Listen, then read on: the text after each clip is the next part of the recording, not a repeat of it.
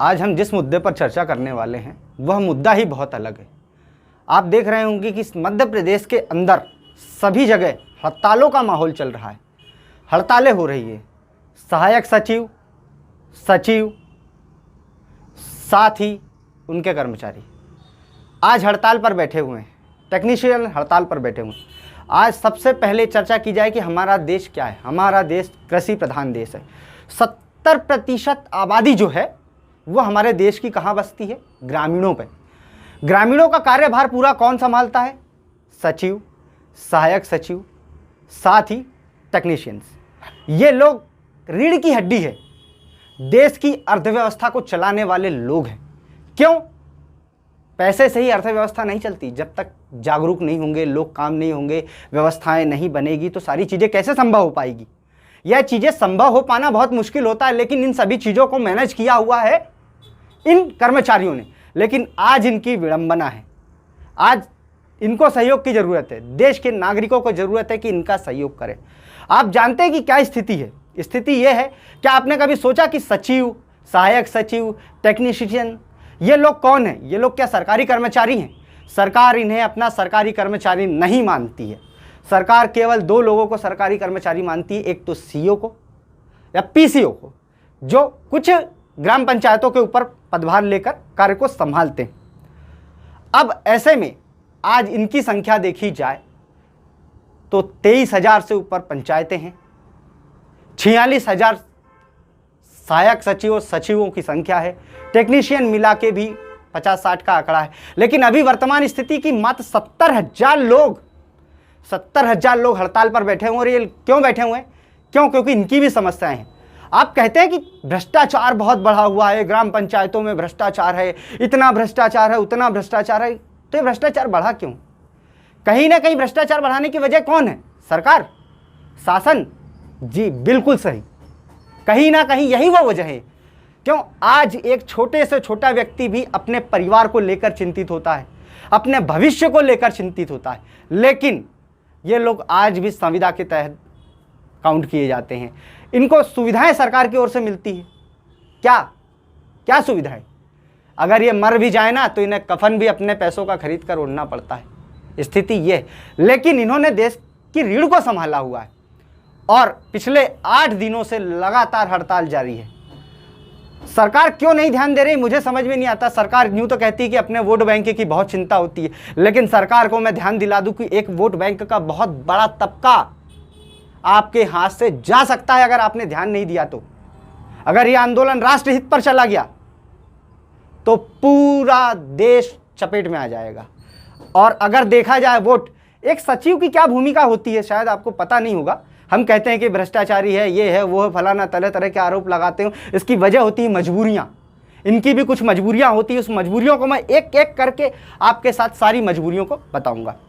अब मजबूरियाँ, पहली मजबूरी उनकी ये होती है कि आप कहते हैं कि मनरेगा में भ्रष्टाचार हुआ, लेकिन मजदूरी तो वो लोग 190 रुपये के हिसाब से पूरी देते हैं। अब इस दौरान क्या होता है, अगर मजदूर काम ना करे तो सचिव क्या कर सकता? कुछ भी नहीं। वह कुछ भी नहीं कर सकता। वह सिर्फ केवल पसीना पोंछते हुए उनको केवल समझा सकता है, उनके हाथ पैर जोड़ सकता है कि भैया शिकायत मत कर। 181 की शिकायत सचिवों के लिए, सरपंच सचिवों के लिए, इनके लिए बहुत भारी होती है, क्योंकि उन्हें निपटान करना ही है। क्यों? क्योंकि वो सरकारी कर्मचारी नहीं, इसलिए इतना प्रेशर दिया जाता है।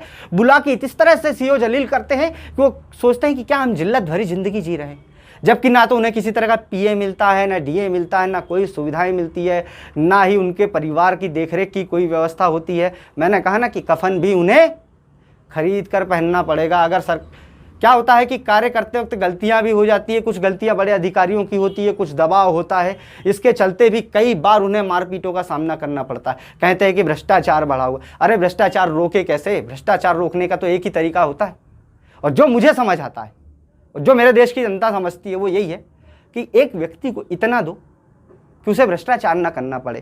क्या आपने कभी सोचा कि सचिव की तनख्वाह होती 20,000 रुपये? चलिए ठीक है, वो कैसे भी क्या मैनेज करने को तैयार है, वो बोल भी रहे हैं। सचिवों कहना है कि ठीक है हमारी तनख्वाह अच्छी है, बढ़िया है, लेकिन हमें सरकारी तंत्र से जोड़ा जाए, हमारे पैसों से भी टीए कटे, हमारे भी भविष्य की व्यवस्था हो, हमारे साथ भी सरकार उसी तरह व्यवहार करे जैसे बाकियों के साथ करती, हमें भी सहयोग दे। कहते हैं कि भ्रष्टाचार बढ़ रहा है, भ्रष्टाचार बढ़ रहा है, पूरे देश की 70% आबादी के साथ भ्रष्टाचार। लेकिन भ्रष्टाचार रोकूं कैसे? सचिव का कहना है कि मैं रोकूं कैसे, मुझे 190 रुपये मजदूरी भी देना है, वो जाके वहाँ काम नहीं करे तो मैं कुछ नहीं कर सकता क्योंकि मैं सरकारी आदमी नहीं हूँ।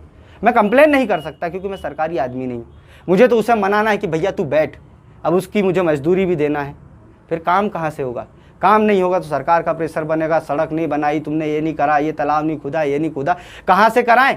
जेसीबी चला देते हैं, जेसीबी चला देते हैं, पत्रकार पीछे पड़ जाते हैं, मीडिया पीछे पड़ जाती। कहीं ना कहीं भ्रष्टाचार उन्हें रोकना ही पड़ता है।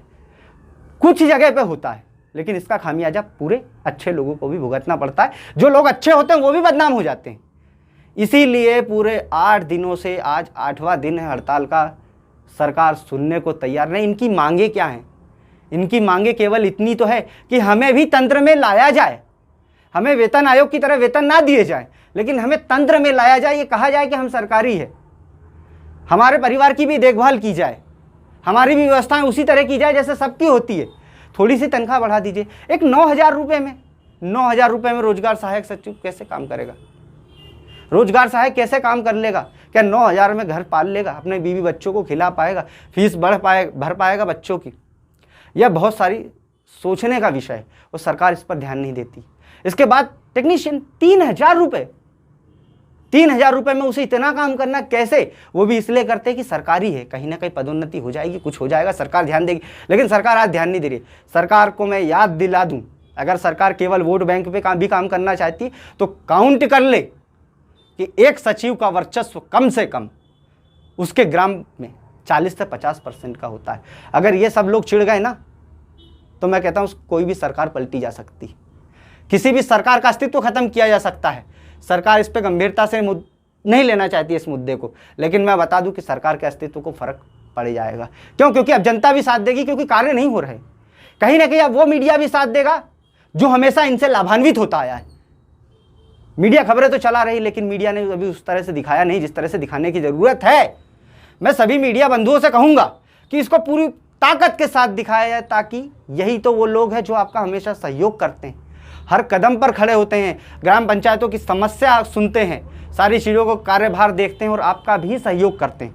तो पहले तो सारी मीडिया को इसे जोर शोर से ऊपर लाने की आवश्यकता है, ताकि इन लोगों की भी मांगे पूरी हो। सरकार को वोट बैंक बचाना है तो बचाओ ना, एक इतना अच्छा सुनहरा मौका है वोट बैंक बचा के रखने का। आप अपने हाथ से अपना वोट बैंक खींच रहे हैं। वोट बैंक बचाइए, लाखों का वोट बैंक है, लाखों का। एक ग्राम पंचायत में 40% आबादी को कवर करते हैं सरपंच, सचिव, सहायक सचिव, रोजगार सचिव, क्योंकि ये लोग तो वही रहते हैं ना। पार्टियां आती जाती रहती, बदलती रहती, ग्रामीणों पे इनका वो रहता, कहीं ना कहीं वास्तव में कुछ कार्य करना चाहते हैं लेकिन कर नहीं पाते।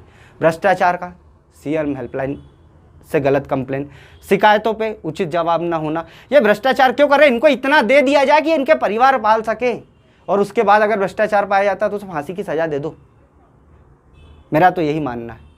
क्यों? क्योंकि कम से कम काम तो हो। आज ही अपने हक के लिए लड़ रहे हैं, किसी के नहीं लड़ रहे हैं। सरकार को सोचने की आवश्यकता है कि आज 8वां दिन हो गया है, 70% जहां देश बसर करता है वो आबादी परेशान हो रही है। कोरोना चल रहा है, इनके परिवार भी दिक्कत में है, ये भी सम्मिलित हो रहे हैं, और ऐसे हालातों में इन लोगों को आंदोलन करना पड़ रहा है। यह हमारी सरकार क्या चाहती? सरकार क्या सुनना नहीं चाहती? देखकर अनदेखा क्यों करती हर चीज़ों को? यह समझ में नहीं आया। क्या देखकर अनदेखा करने से ही सरकारें चलेगी? जनता की शासन की बात करते हैं आप, कम से कम एक बार सोच कर तो देखिए। अभी तक इसमें मुख्यमंत्री जी का बयान नहीं आया है, नेताओं का बयान नहीं आया है, लिखित में आदेश नहीं हुए हैं। सारे मुद्दों पे क्या इसी तरह चलेगा? क्या इसी तरह हमारे देश को हम लोग बढ़ा पाएंगे? क्या ये लोग अपने नहीं हैं? आज 70,000 आबादी सरकार के विरुद्ध बैठ रही है, सरकार के साथ बैठना चाह रही है, सरकार से जवाब मांगना चाह रही है कि कम से कम उन्हें भी तो दें कि आखिर इनके बारे में कौन सोचेगा। ऐसा नहीं है कि यह लोग पढ़े लिखे नहीं हैं, बाकायदा इनको हाईएस्ट परसेंटेज को देखकर ही कार्य किए गए, लेकिन फिर भी इतने अच्छे परसेंटेज होने के बाद, इनकी अच्छी चयनित प्रक्रिया होने के बावजूद भी आज भी ये सरकारी तंत्र में नहीं आ पाए हैं। इनकी मांगों को जल्द से जल्द सुनना जाना चाहिए। हमारी मीडिया को भी आवश्यकता है कि इनकी मांगों को पूरी ताकत के साथ उठाया जाए। सरकारों को समन्वय बनाकर कार्य करने की आवश्यकता है, क्योंकि घड़ी खराब है। कोरोना फिर से वापस आ रहा है, ऐसी स्थिति में जो समय मिला है उसमें कार्य हो जाए तो ज़्यादा बढ़िया है, वरना इतने सारे लोग, इतने परिवार फिर से परेशान हो जाएंगे, कोरोना फिर से बढ़ जाएगा। सही कई कार्य प्रणालियाँ बंद पड़ी हुई है जिनको कार्य करना भी आवश्यक है। इसलिए सरकार को जल्द से जल्द फ्रंट पर आकर एक्शन लेने की आवश्यकता है। मुख्यमंत्री महोदय जी, आपसे निवेदन है, आप भी हमारे ही हैं, हमें भी अपना समझिए। हम तो आपको अपना समझते हैं, लेकिन आप हमें कब अपना समझेंगे, कब इनके बारे में ध्यान देंगे? आपके कहे गए 2 शब्द ही इनके लिए बहुत है। जल्द से जल्द इनके लिए निर्णय लीजिए ताकि इनको भी सुविधाओं का लाभ मिल सके, इनके परिवार भी व्यवस्थित हो सके, भ्रष्टाचार खत्म हो सके, ताकि इन्हें उचित सुविधा मिलेगी तो ही भ्रष्टाचार रुक पाएगा। इसलिए जल्द से जल्द को कार्य करने की आवश्यकता है। आप सभी से अनुरोध है कि इस वीडियो को ज़्यादा से ज़्यादा फैलाएं ताकि किसी का हक ना मारा जाए। जो लोग वास्तव में हकदार हैं उनको उनका लाभ मिलना चाहिए, सुचारू रूप से व्यवस्थाएं जल्दी चालू हो सके। इसी उम्मीद के साथ विषय का परिवर्तन समाचार पत्र से मैं रजनीश त्रिपाठी। धन्यवाद।